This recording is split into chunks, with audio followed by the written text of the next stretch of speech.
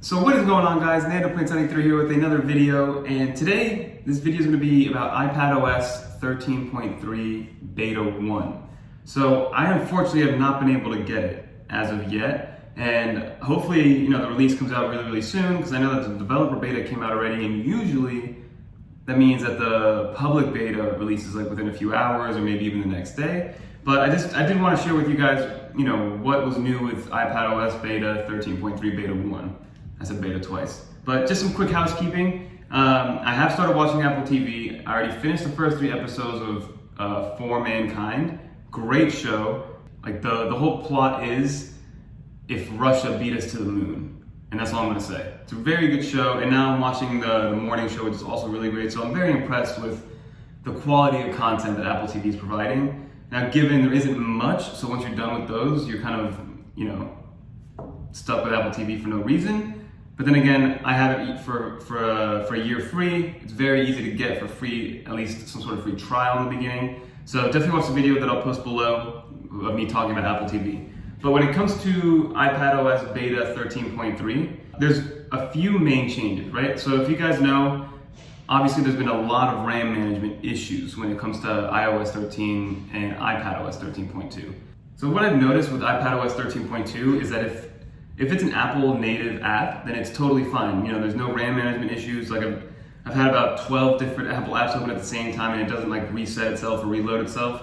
The main one that's kind of been annoying me is the YouTube app, the regular old school YouTube app for my iPhone and my iPad. Even if I go to let's say I pause a video, go check my messages, and then go back to the YouTube video, it resets. So that was really annoying me, and I didn't like that. So apparently RAM management has been fixed, or fixed to an extent, so maybe improved a lot more. Because before with my iPhone 10, I didn't really have RAM management issues. Even if I had a YouTube app open the day before and it's like the 17th app down on the list of the multitasking app, it's still loaded up as if I was there 5 seconds ago. So hopefully Apple can really touch that up and fix that.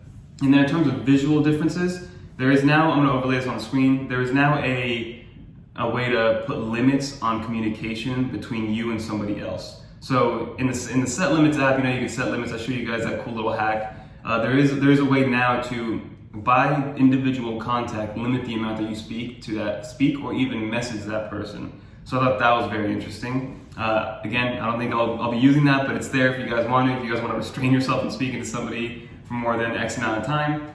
And then the second big feature is now that apparently people were annoyed with the Emoji Keyboard, right? So Memojis came out, you could create your own caricature that kind of looks like you but kind of not, and you could put those stickers and use them in iMessage. So now if you go into the keyboard settings, if you go to general keyboards, you can now disable the Emoji Keyboard.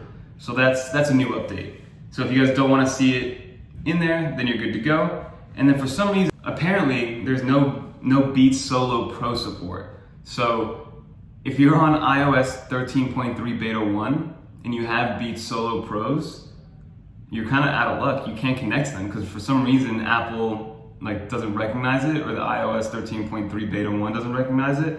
It's gonna be fixed. It'll be fixed immediately, but for some reason that does not work. AirPod Pros are fine. Any other headphones are fine.